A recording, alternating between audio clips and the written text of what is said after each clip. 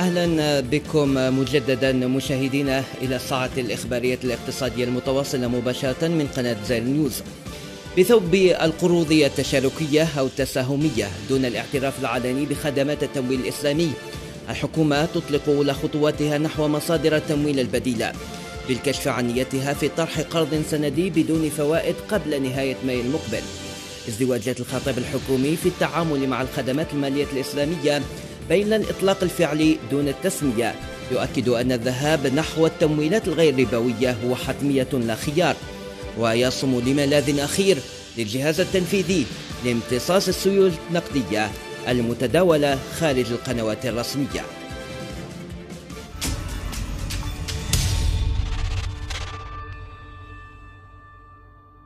التمويل الإسلامي الملاذ الأخير للحكومة عنوان حلقة اليوم من برنامج النقاش الاقتصادي.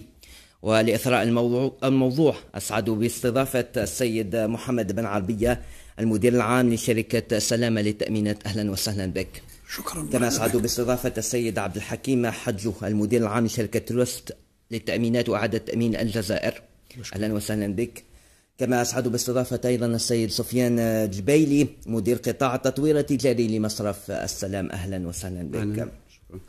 أبدأ من عندكم السيد المدير العام لشركة سلامة للتأمينات. أنتم من الشركات التأمينات التي تتعامل بمبدأ التكافل، وهو مبدأ تأميني لا يخضع لما يعرف بالربا ولا غير ذلك. كيف تقيمون السوق الجزائرية انطلاقا من الخدمة التي تضمنونها أنتم من البنوك النادرة في الجزائر أو من المؤسسات التأمينية النادرة في الجزائر؟ شكرا ومرحبا بكم. نرحب بالسادة المشاهدين للقناة. التقييم لوضعية السوق الجزائري اليوم إذا كان ديناها تقييم إجمالي بالنسبة للسوق حسب الأرقام المسجلة في 30 سبتمبر والتقديرات تاع نهاية السنة، هي أرقام تدل على أن السوق في ركود.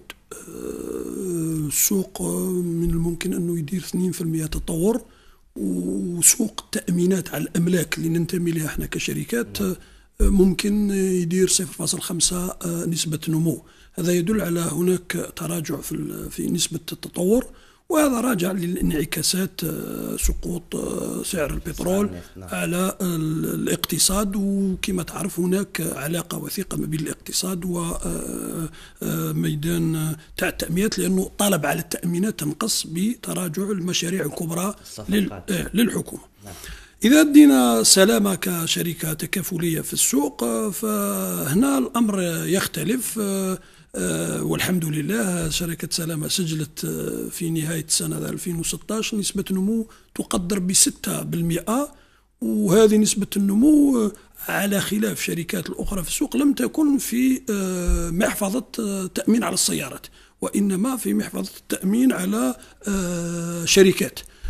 شيء ماهوش يعني طري فريكون في السوق، بمعنى أنكم تصنعون الاستثناء في السوق يتجه نحو الانخفاض. فوالا دونك كاين انخفاض، احنا نسجل ارتفاع، وفي في الاخطار في الشركات الاخرى تسجل فيها تقلص كبير. السيد حجو، سأعود إليكم السيد بن عربية. السيد حجو، أنتم كمدير عام لشركة تأمينات تتعامل بالخدمات الكلاسيكية والخدمات أيضا الإسلامية أو التي تتماشى مع الشريعة، مع الأحكام الشريعة الإسلامية. كيف ترون السوق الجزائرية الآن، في حين أن الجزائر لحد الآن يتعامل مع الخدمات التأمينية وخدمات المالية أيضا بالضامن الربي، بمنطق الضامن الربي؟ كيف تعلقون على هذا؟ شكرا على الاستضافة. أولا حبيت نصحح معلومة أنه تروست للتأمينات وإعادة تأمين الجزائر هي الآن بصدد يعني تقديم خدمات تأمينات كلاسيكية، لكن في المجموعة نتاعنا المجموعة المتواجدة الدولية عندنا كذلك جناح يتعامل بالتأمينات التكافلية على غرار كذلك البنك. عندنا بنك يتعامل كذلك بالعمليات الإسلامية والعمليات الكلاسيكية. هذا بس موضوع يعني نقطة حبيت.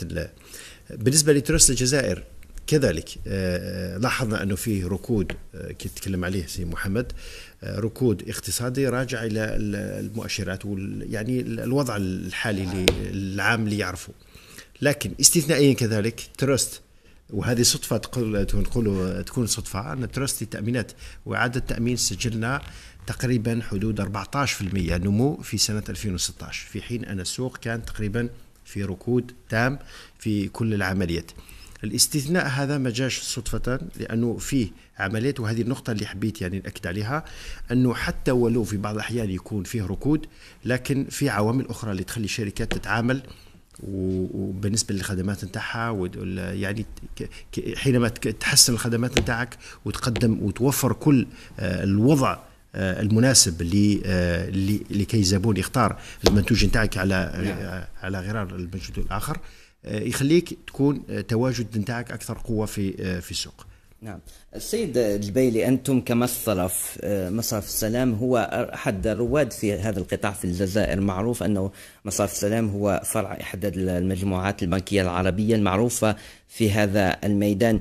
لماذا اخترتم هذا الشق وهذا الرواق بالذات دون غيره من الخدمات؟ شكرا ونشكركم على الاستضافة. في الحقيقة هو مصرف سلام هو يعني مصرف متواجد بالجزائر منذ سنة 2008، مكون من رؤوس أموال عربية. موجود كذلك مصرف سلام في البحرين ومصرف سلام في السودان، يعني كلها يعني تتعامل بمعاملات وفق الأحكام الشريعة الإسلامية. السوق في الجزائر أنتم عارفين المجتمع الجزائري هو مجتمع، أولا هو مجتمع محافظ، مجتمع مسلم، وبالتالي الطلب على المنتجات الإسلامية كان كبير، ومن الضار وبالتالي يعني التواجد تاع مصرف السلام في الجزائر كان حتمية. اليوم أنا نقول العرض تاع المنتجات الإسلامية يعني ضعيف مقارنة بالطلب الكبير على المنتجات الإسلامية في السوق الجزائري. نعم، ضعيف. ماذا يجعل هذه الخدمات؟ هل هو العرض المقدم من طرف البنوك والمؤسسات التأمينية العاملة في القطاع، أم هو إطار تشريعي غير محفز؟ في الحقيقة هناك عدة عوامل.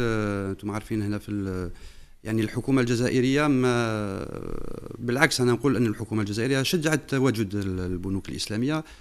بنك مثلا، نعطي مثال على بنك البركة، متواجد في الجزائر منذ 1991 كأول بنك خاص يعني تفتح فرع في الجزائر، وبعده مصرف السلام، وكذلك فيه عدة بنوك خاصة الآن فاتحة نوافذ إسلامية وتقدم منتجات إسلامية.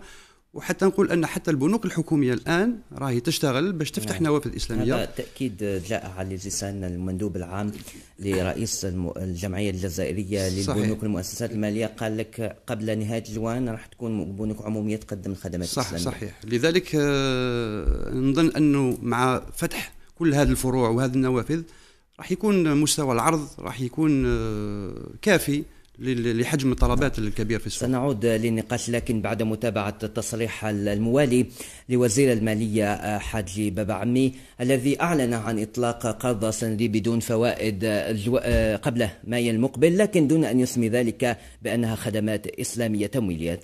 نتابع ثم نعود مباشرة. في إطلاق قرض سندي جديد لهذه السنة، ولكن ممكن يكون بدون فوائد. لا les emprunts هادو c'est toujours dans le public. Dans le public, c'est libre parce que là c'est pas ce ne sont pas des titres en fait qui seront cotés en bourse. Comprendre que si nous lançons des emprunts, ce sera de 3 ans et éventuellement de 5 ans. Et ce sont des titres qui ne sont pas éligibles à la bourse. Actuellement, les titres éligibles à la bourse sont des titres de 7 ans, 10 ans et 15 ans. Je n'utiliserai pas les mots islamiques, j'utiliserai les mots participatifs. C'est des produits qui ne sont pas rémunérés par des intérêts, mais sur éventuellement des rendements, hein, des rendements des projets qui seront financés. Donc un travail est en cours au niveau des banques. Ils vont lancer ce type de produits. السيد بن عربي، عفوا، الآن حينما نشوف وزير المالية يقول لك ما همش أصول أو قرض سندي إسلامي، تشاركي أو تساهمي أو قرض إسلامي، التسمية تختلف لكن الجوهر واحد والغاية واحدة سيد بن العربية. صحيح. أنا بكل صراحة يعني في التعاملات تاعي نستعمل المصطلح المعترف به عالميا، هو المصطلح في التعاملات الإسلامية، البنوك الإسلامية، التأمين الإسلامي.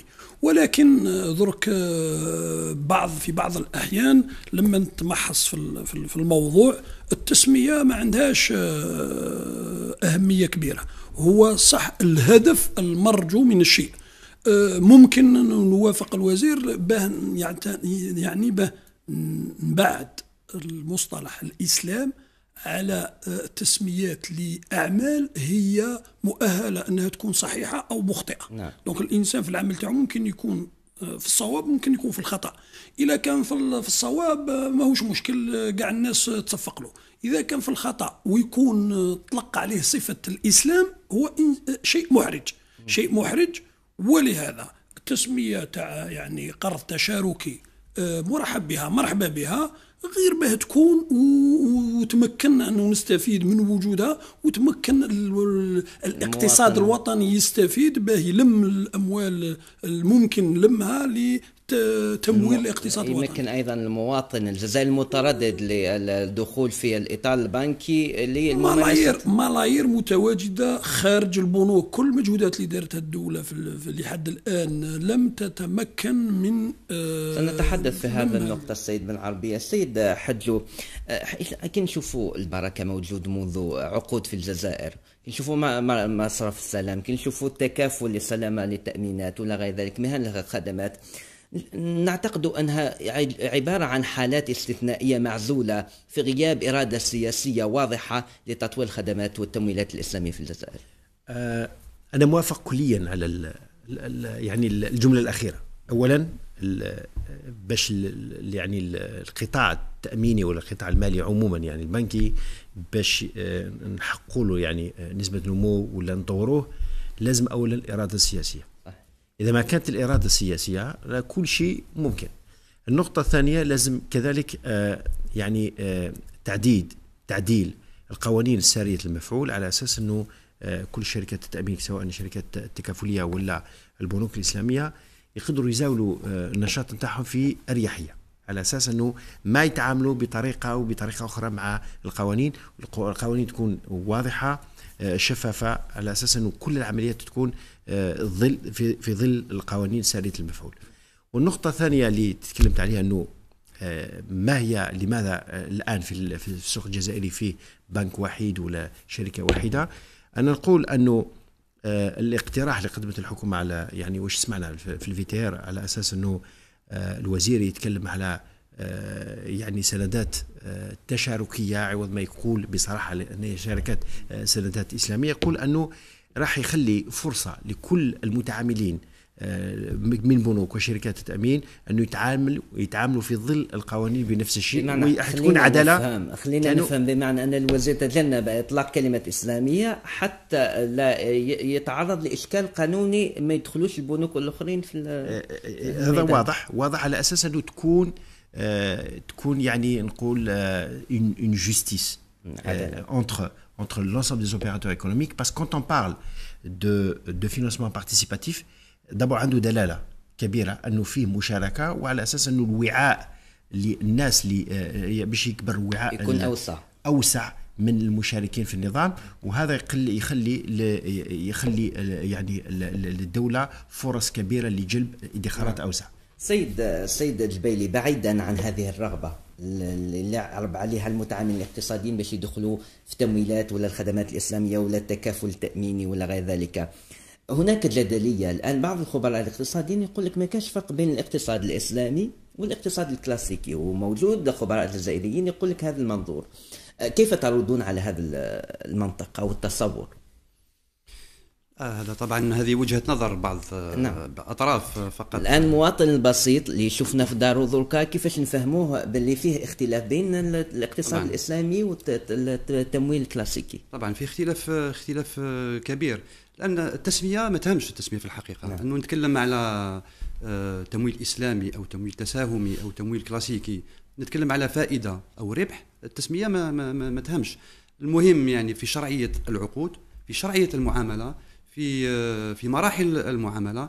نعطيك مثال، احنا في مصرف اسلامي، في مصرف السلام الجزائري وفي بنك البركه، تعرف انه المعاملات فيه هيئه رقابه شرعيه، فيه مراقب شرعي في المصرف، هو يعني مستقل تماما عن الاداره التنفيذيه، يراقب العمليات ويتجنب ارباح العمليات المشكوك فيها يعني هي عمليات اسلاميه، يعني حتى لما نمول لنا شركه بصيغه المرابحه او بصيغه الاستصناع او بالاجاره، الصيغه اسلاميه، لكن العقد لم يوفى الشروط، فهنا تجنب ارباح هذه العمليه ويعني توزع في صندوق التبرعات والخيرات، وفي هيئه شرعيه فوق المدقق الشرعي، في هيئه شرعيه كذلك تراقب كل عمليات المصرف، تدقق فيها وتعتمد كل الصيغ. المصرف الاسلامي يعني الفرق يعني خلينا نبسط الكلام، يعني ما ندخلش في هذا هو المطلوب، ما ندخلش في تفاصيل التقنيه حتى يفهم عامه الناس يعني الفرق الكبير.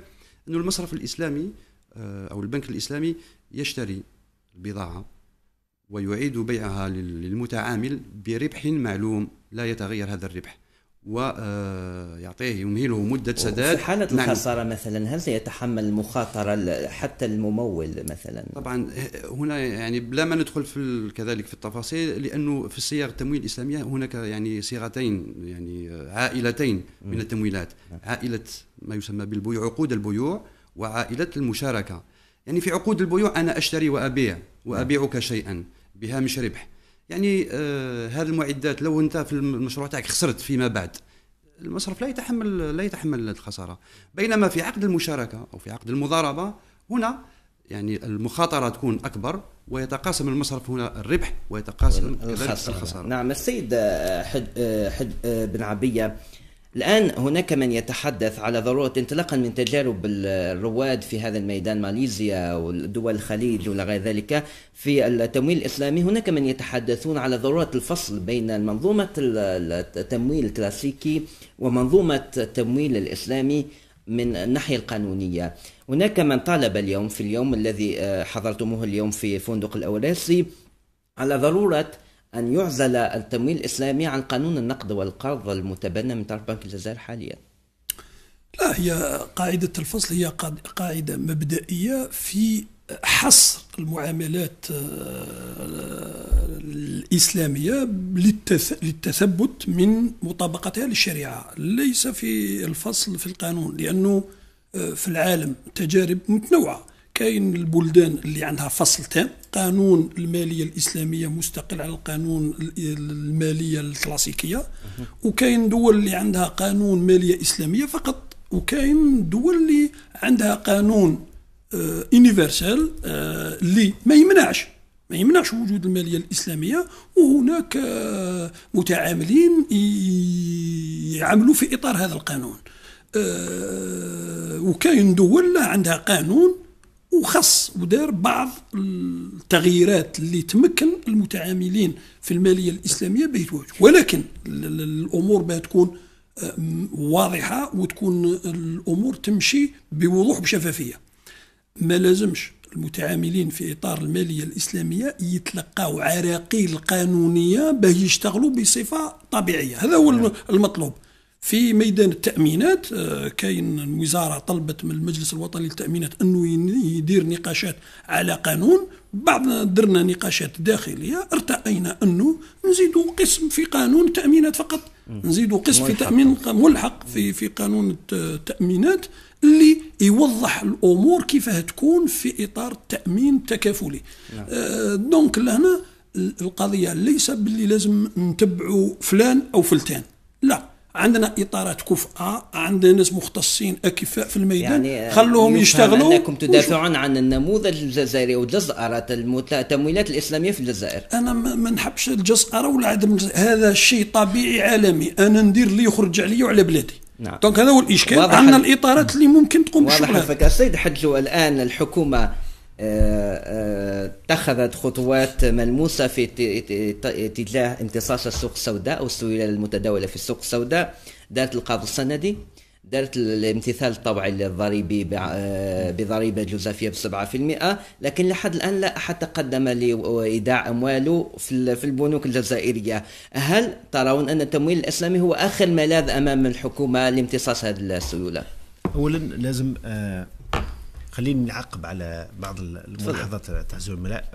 أول حاجة أنه بالنسبة للفرق بين التمويل الإسلامي والتمويل الكلاسيكي، أنا مشاطر يعني الكلام أستاذ جبيلي أنه فيه فروق يعني تقدر تكون يعني واضحة للعيان، لكن يستلزم وقت يعني لشرحها، لأنه التمويل الإسلامي فيه نظام يعني تسيير مختلف على نظام التسيير الكلاسيكي، بما فيها الهيكل الشركة موجود فيها مثلا رقابة شرعية مش موجودة في التأمينات الكلاسيكية.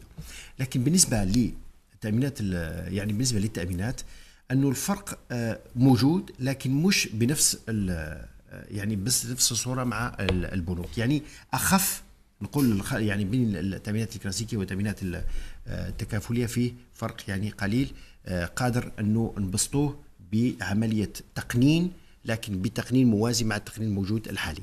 السؤال تاعك على امتصاص السيولة، لاحظنا أنه في مجهودات كبيرة بذلتها الحكومة الآونة الأخيرة على أساس أنه تحاول تجلب أكبر ممكن من الادخارات الموجودة في الجزائر. في إجراءات اتخذت في الأخيرة في الأخير، أنه ما زمش نقولوا أنه ما في نتائج، لا في نتائج. احنا كشركات التأمين لاحظنا أنه في ادخارات كبيرة قدمناها، يعني حطيناها في سندات الدولة. نقول أنها ادخارات عبارة عن ادخارات مؤسساتية ولم تكن ادخارات أفراد، والحكومة كانت تستهدف من القرض السندي هما ادخارات أفراد وليست مؤسسات. بالنسبة للادخارات الأفراد لازم تكون آليات أخرى، لازم آليات تشجيع كل الادخارات على أساس أنه تجلب يعني أكبر ممكن من المشاركين.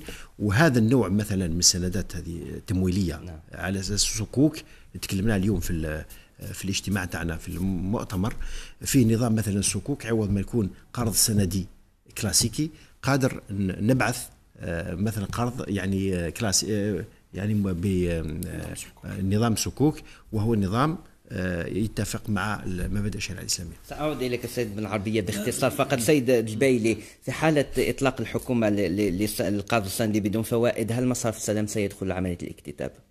هل تفكرون في؟ والله الموضوع لم يطرح بعد، لكن يبقى المصرف يعني هو مصرف جزائري ومفتوح لكل يعني سيدرس الموضوع ونشوف. سيد بن عربية باختصار لأنه الوقت انتهى، تفضل عندك نقطة. بغيت نكمل فيما يخص امتصاص السيولة اللي خارج النظام البنكي.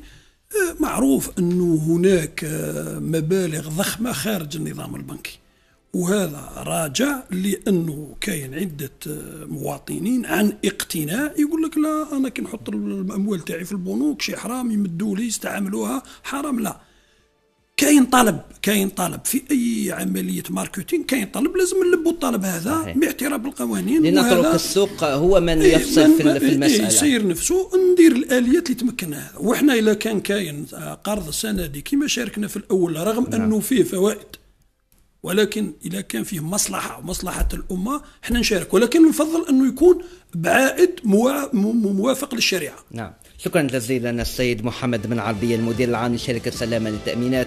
أشكر أيضا السيد عبد الحكيم حج المدير العام لشركة تراث للتأمينات وإعادة تأمين الجزائر. أشكر أيضا السيد سفيان جبيلي مدير قطاع التطوير التجاري بمصرف السلام. شكرا جزيلا على الحضور، وأعتذر عن ضيق الوقت. مشاهدينا الأفاضل، تمت بهذا الساعة الاقتصادية الإخبارية قدمناها لكم من قناة زين نيوز. دمتم بخير وإلى اللقاء.